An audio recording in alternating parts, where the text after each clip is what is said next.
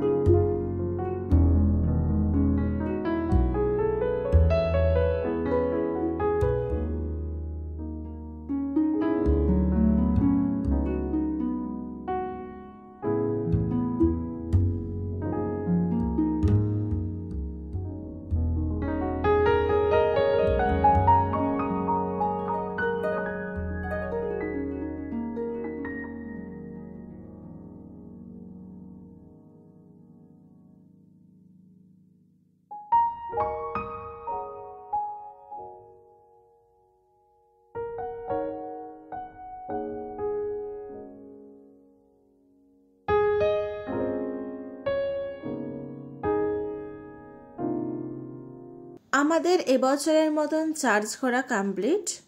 আর তারপরে চার্চের চারপাশে কয়েকটা দোকান বসেছিল, সেগুলোই দেখছিলাম।